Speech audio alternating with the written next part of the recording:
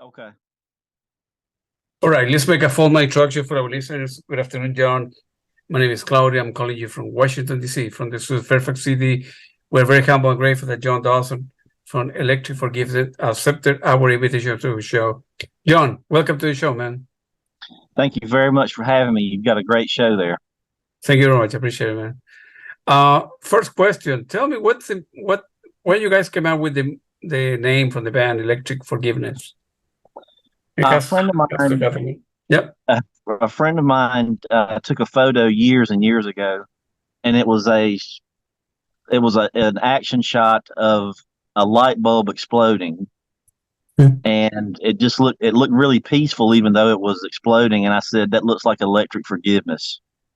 So it was the name. I don't know where the photo ended up. I wish we could have it. It would make a great album cover, but it came from that. Absolutely, absolutely. That's a great name, actually.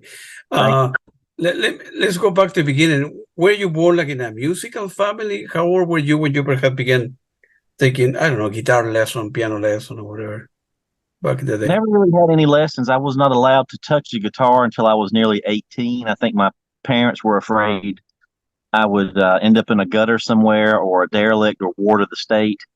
But eventually I wore them down. Now my father and my uncles loved music.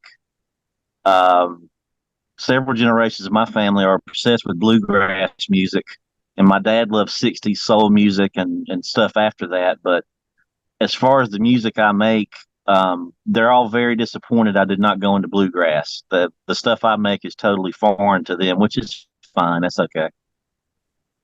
Yeah. And were you in any band, like in high school, or? Um, in high school, I was in a there was a kind of a there was a group of guys that would get together and play. I would always try to book shows, and they didn't want to do it.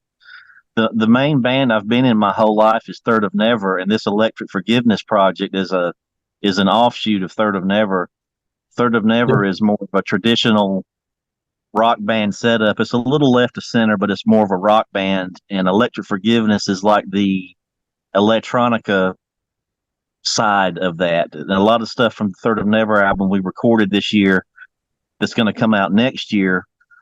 Some of the guitars and voices from that were sampled and used on the Electric Forgiveness album, and some of the electronic stuff from Electric Forgiveness made its way over to the Third of Never album. So there was a lot of cross pollination going on. Got it. I got it. And then, so eventually you finish high school, right? So you have the Yes. option to either, go to college or follow the music path, and any pressure at home, say, for saying with that, forget about the music, man. You're not going to make any money. It's a crazy business. Go to school and get a job. Well, kind of the deal struck was as long as you finish your education and remain employed, do whatever you want with the music. So I would basically Mm. have something to do all the time. People talk about a 40-hour week. I would have a 40-hour work week, and then I would have a 40-hour music work week. Yeah, We would play in Charlotte, which was 5 or 6 hours away, and I would get home 1 hour before it was time to go to work. But you just burn the candle at both ends. You just have to do what you have to do. yeah. It's never easy, man, because people think that the life of a musician is glamorous, and it's not the case. Oh, Especially during the COVID, right? So bands oh that yeah. were trying to make it, they eventually they got like a contract, a deal. COVID hit, no touring, no ways to do show and earn some money, and they end up leaving the music business and getting a full-time job doing something else. Well, it seems like the universe is against musicians the last decade between streaming, illegal downloading. Then Yeah. you throw COVID in there, and then you throw in the fact that it takes a year to get a vinyl record pressed now, and Mm. uh, even BMI, they don't sample college radio the way they used to. We used to get decent payments from BMI because college radio would play Third of Never a lot. Yeah. And our last album, we were informed where you're getting more airplay, but we don't sample those stations as much. So it's like basically you have to be about half a moron to do music, but we do it anyway. I know what you mean. And then, what's your take on Spotify on Bandcamp, for people that don't know Bandcamp, you can upload your music digitally. People download that. You get 90% of the revenue. Spotify, right? You need to Yes. have like a million hits to make $10 or something like that, which is sort of a ripoff, right? So, Yeah, the Spotify thing, because we've had over with Third of Never, we've had over 1 million streams, but I still clip a coupon, so you see how good that's done. Now, if it were 1 million radio plays where you're getting $2 or $3 a play, that's a different matter. But yeah. I think the record company saw us coming and figured it out. Mm. I have interviewed some band that they're, I don't know if suing Spotify, but they're kind of taking the music out of Spotify and building their own platform, and Bandcamp is a good platform because they get 90 cents of a dollar, right? So it's eventually, I think the more people will get, more musicians, more band will get united, and maybe Spotify, I don't know, maybe will be out of business, but the sale will decrease a lot until they change the ratio that the musician gets. I mean, we can live in hope. I think maybe, and don't quote me on this, I may be wrong, but I think Neil Young has pulled his stuff. Yeah. Taylor Swift, I know she had a problem with some streaming service. I can't remember which one. And Spotify may end up going the way of the podcast. There's probably more money in podcast than music now anyway. But I mean, like I said earlier, if you're a musician and you, for whatever reason, you're going to do it and you're going to put it out there and hope whoever finds it finds it. We have a good promo guy because this Electric Forgiveness record. If you've heard it, it's kind of out there. Oh yeah, there is a way to promote it. If you just have to be surgical and careful with your promo budget. Yeah, absolutely. Yeah, I was able to listen to the album, the original score, which is a 43-minute piece of music consisting of 11 interrupted track. And it says in the demo, it's intended to be listened to all at once in the dark, which I did. I did listen to all of them from one sitting, right? Yes. I got a beer last night and listened to it. It took me, so I ended up listening twice because it took me a while. I didn't at the beginning. I ended up listening to it twice again. I was preparing. I don't know. It could have been midnight or 1 a.m. last night when I was, putting questions for this interview, and I got it. I got it the second time around, man. Thank you. I appreciate it. There's a lot of information there. Yeah, it's as I say, it takes a couple of time to understand the record, right? At the beginning, I felt like, man, this is nonsense. But then I listened to another band with my headphone, my beer, and I saw a lot of, because I like electronic music, I saw different elements for kind of different bands, a high level, and for different bands, and it's a very good, piece of music. How long did it take you guys to put that together? The basic synthesizer parts that go all the way through, I did that probably 2 improvisation sessions. Yeah. I plugged a K-oscillator into a Tascam recorder, and then I had headphones on, and I just I sat in a chair and just improvised for a few hours while my little girl was watching a movie. She didn't hear 1 second of it. It was just all straight into my headphones.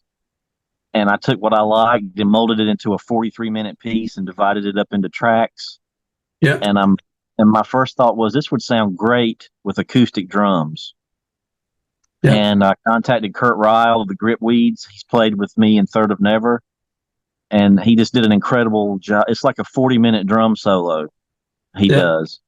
And then I was thinking, well, the idea was to combine electronic music with acoustic instrumentation. That was the intent anyway. That's sort of what came out of it. Then we got Sarah Bell. She's an incredible vocalist. There's not a word on the album, but there's plenty of vocals. And she just did a great kind of a Claire Torrey. She just went in and improvised and reacted to the music. We got Michael Kelly on bass, Steve Potak from the Connells, Yeah. He did most of the keyboard work. John Bundrick, who started this project with me from The Who, he's on it a little bit. It's just a fantastic. It really turned out better than I thought it would. It seemed like it was a crazy thing to do, but when we were finished, I thought we had something. Got it. No, absolutely. And as you mentioned before, right, Electric Forgiveness was initially a side project that you developed with John Bundrick, right? So yes, sir. We were making a Third of Never record in New Jersey at Kurt Ryle's studio, and the Smithereens had something to do, so we got shut out of the studio for a couple of weeks. And I started sending electronic music to Rabbit just to see what he would do to it. And I figured he would be nice and added a few bips and bops to it, but he actually sent back great solos over the tracks I sent him. And within about 3 or 4 weeks, we had a record. And I had always wanted to revisit that project, but I wanted to do something a little different. And when we hit the idea to get a live drummer and a real live bass player and vocals, that kind of was a way to take it to the next step, to do something different with it. Good for you, man. And for people that they don't know, you have contribution by Rabbit, the Steve, Doug. You know, those are the band that they work. They're very important bands. So you know, you have a lot of great musicians. You know. Oh yeah, the Connells are they're international success, and they're North Carolina guys.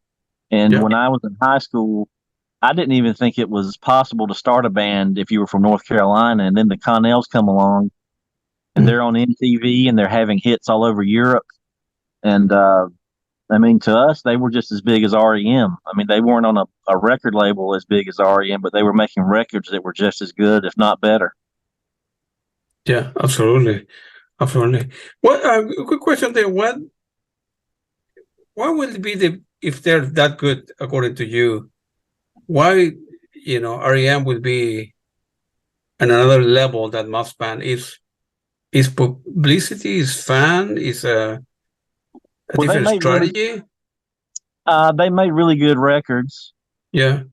Michael Stipe as a vocalist is just incredible. He's got one of those once a generation kind of voices. Yeah.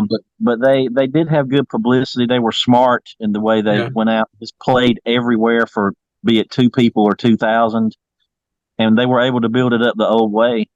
But as I said earlier, Doug McMillan has one of those voices also. Yeah. Their new album Stedman's Wake is fantastic. Or they had an international hit with 74-75. And that's a song you could listen to it 10 times in a row and be ready to hear it again. So absolutely, those voices that like Doug and Stipe have, you don't find them often. If you get a chance to work with them, you thank the heavens and roll on. Absolutely, man.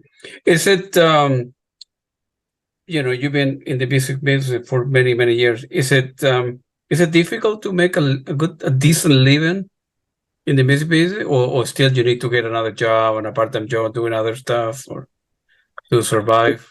If you're single or if you're a married couple and you don't have children to worry about, you could probably scrape by. But I have a wife and a family, so I've always had to do both. It's just you're really selfish if you decide to be a starving artist and you've got a couple of kids who are eating once a day. I couldn't do that. Of course.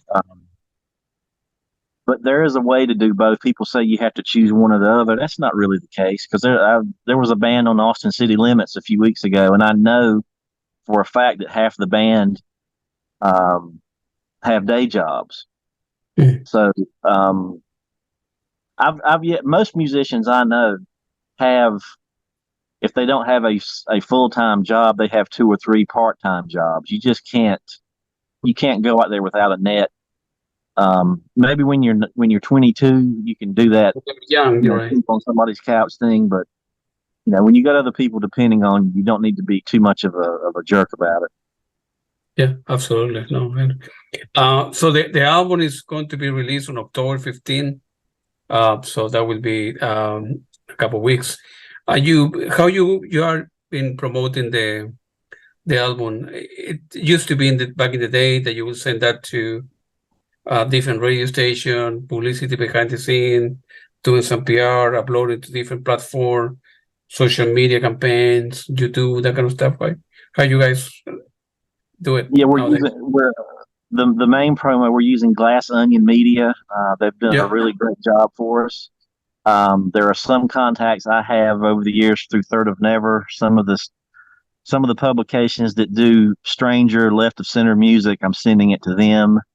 yeah, Broken Sound, Michael Wood at Broken Sound Tapes. He's helping us release this album. So Michael's doing a lot of stuff. Broken Sound Tapes is a label out of North Carolina. They got some really interesting stuff. They put an album out with Benji Johnson and Mike Watt earlier this year, and Benji Johnson runs Earth Tone Studios, which is where we recorded the Third of Never album and where we put this Electric Forgiveness album. That's where we assembled it.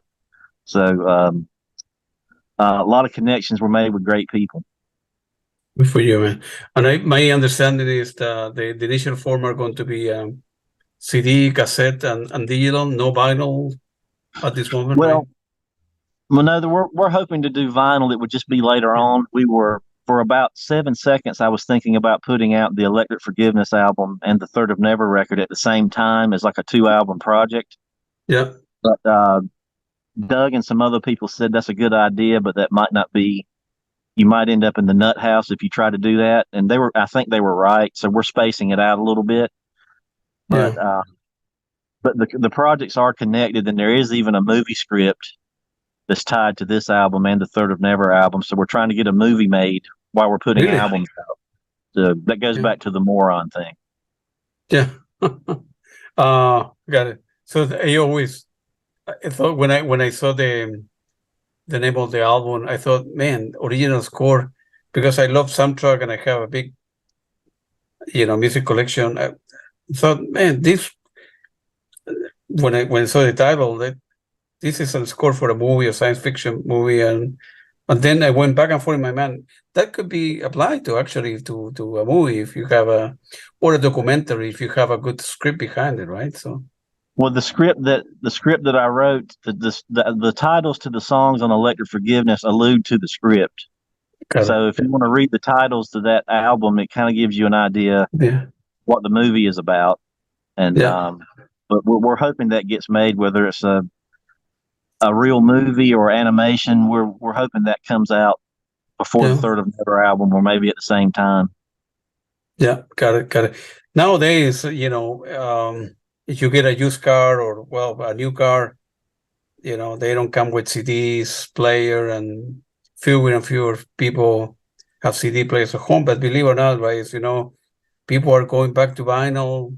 I've been going to vinyl for the last 5 years, and although a CD would cost you $5 or $10, for a vinyl, usually you charge 25, 30, and people are buying vinyl. Believe it or not, I don't know if that the case when when you're other band that you do a shows, and at the end of the show you try to meet the audience and take a picture with the guys and sign some CDs or vinyl. People are buying vinyl. And we're definitely doing vinyl for the Third of Never record. More than That's already yeah, been budgeted. yeah, But a friend of mine just went to a car dealership and went to a car stereo place and had a new CD player put in his car because yeah, he just prefers CD. He doesn't like streaming. He knows how to do it, but CDs sound better than streaming. Um, absolutely, yeah, and I still listen to CDs in my car, or I've got maybe 3 or 4 thousand CDs here. I rip them to WAV files and put them on my phone, so there's no loss in quality. yeah, Um, and I do like vinyl. It's just you have to pick your spots. And right now, new vinyl records selling for $30 or $32, which is obscene. yeah, So we're trying to keep the price of the Third of Never record down to around $20. I don't know if we're going to be able to do it, but that's what we're trying to do. yeah. Like you mentioned before, nowadays, you have a new record, you order master sent to a factory. It will take 6 months to, I don't know, 7 months to, right? To be The released in output, vinyl nowadays, right? Broken Sound Tapes works with the company. Their turnaround rate is about 7 to 8 weeks. They did the Benji Oh, Johnson and Mike Watt record, and the yeah, quality's very good. So I yeah, think that's where we're going to roll. But in most cases, yes, it takes six. yeah, It's insane. And I think I think the CD thing, people have this notion that CDs have gone away. I don't think so. I mean, I know most people are going to listen through their phones, but people who Mhm. are really music nerds like you and I are, Yeah, they're going to want something physical. And if it yeah, comes down to a $12 CD or a $40 record, that CD is going to win most of the time, at least with me. absolutely. Yeah, I mean, I buy stuff. It's not my case, right? I buy a lot of stuff. I go to a lot of concert.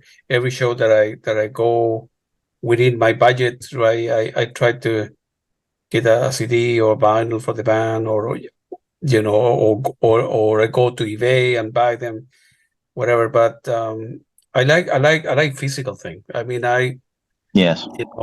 people. I don't want to. Nowadays kids like 20 years old, like my son, right? Download something, they listen to 10 seconds, next 10 second, next. That's a foolish way to live life, right? So I like Well, physical thing. I like to touch it, see the picture, turn the vinyl around, and well, slow down. vinyl. Well, one thing about vinyl that I do like, and Roger Daltrey mentioned this in an interview a few months ago, you put an album on, you might not like that second track or the third one, but you're going to let the whole side play before you flip it over. And then by the next time you play it, you realize, well, that actually is a great song, even though it's not as a poppy as the other tune. Whereas there's just so much information coming now. If you don't grab someone's attention within the first 3 seconds, it's just like an otter smashing a clam, just on to the next thing. Yeah, So getting people's attention and holding it is almost impossible. right. And in vinyl or in CDs, looking the picture, the great and the bad, the lyrics sometimes it's a different way to consume music, in my opinion. So I now just got they, the reissue of that. I just got the reissue of that Richard Wright, his first solo record, right. and I had the CD, but I got the vinyl also because I really like that album, and it just sounds phenomenal. And it's great to look at that artwork while you're listening to it. Yeah. And I noticed when the second time around, when I listened to a record, it has some aspect, a little bit of, proggy, if you will, space rock, a little bit in the background of Yes or King Crimson, which I know this band very well. So it's an excellent record, man. Thank you. It takes a couple of times for the listener to, uh, to understand the music behind that, and whether it could be or score for a movie or a documentary, whatever. It's a great album, and hopefully, although this was a side project for you guys, hopefully it can be, try to do both. Your other band, and then Electric Forgiveness 2 and 3 and so on and so forth. Well, it started as a side project, but really Yeah, this one right. blossomed into something so big. Yeah. We've had to start paying as much attention to this as the Third of Never record. That's why we decided to put Mhm. them out separately, because this needed attention, and I didn't want it to just disappear. I didn't want it to be publicized for 2 days and then vanish. So we're mapping it out where there'll be several months of trying to put it in people's faces to see if it sticks somewhere. Is idea to tour this album as well with your other project, or how would you combine both if you have the ability to? For the Third of Never record, Third of Never will be playing some live shows and some festivals. Yeah, Um, a friend of our, Doug McMillan's son, Charlie, has made a 15-minute album trailer, which is a film with 15 minutes of music from that album that basically takes the 43 minutes and condenses it down to 15 minutes. right. And I sent him some raw footage. Just the visuals are just about as berserk as the music. Yeah, And what the plan is to, before Third of Never shows, to show this on the screen before the band comes out. So that way we're kind of touring both projects at the same time. As far as Electric Forgiveness, yeah. all the musicians are spread out, different states, rabbits in another country. So it would be physically impossible to tour that band. But Third of Never, we're basically together in the same state. Yeah, So we're going to do shows for that, but try to show the Electric Forgiveness trailer before we go on every night. absolutely. That way you can do both, right? So Right. give That's the plan anyway. give it the taste to the audience. People are attending the show to, hey, we do this as well, and Right. And then you play your regular gig. And any possibility of touring here in DC area, DC, Virginia, Maryland? Yeah, our bass player lives in Withville, Virginia, so I'm hoping to do a festival or two up in Virginia. I haven't played up there in probably 7 or 8 years, but I'm ready to go back. Yeah, I got it, man. We'll love to see you. Let me know. Let's stay in touch. Ping Billy, and because I would love to see you playing band. I play live. I've never seen you band. And feel free to mention your website where people can buy the CD, the cassette. Okay. I'll give a couple of sites. The Electric Forgiveness album is available for pre-order. It's electricforgiveness.bandcamp.com. Yep. And you can also just go to electricforgiveness.com, and there's links there to purchase it. And if you buy I didn't realize cassettes were a thing, but Broken Sound Tapes does really well with cassette releases. And if you buy the cassette, there's an autograph from a band member in each cassette. That's great. And I'm really proud of the artwork for both. And hopefully it'll be on vinyl maybe this time next year. Yeah. Whoever thought that cassette will come back and vinyl will come back, and we go back and forth, so I'm just waiting for the 8-track and cylinder revival. That's all that's left. That's right. Or laser disc, if you remember those before the DVD or Blu-ray, if you ever have one. Yeah, they were great to watch, and they were also a weapon if you needed it. They were sharp. Yeah, as well. Yeah, as well. It was very nice talking to you, John. Good luck to you, man. Let me know if I can help you in any way. I will send you the link. I will post the interview, and I will include both link to your website and the Bandcamp, so for people to give you guys a try and buy the record and listen to the music. It's great, man. Thank you so much. I really appreciate the time, and anything we can do, let us know. Thank you very much. I appreciate it. Take it easy, man. John. Bye-bye. Thanks.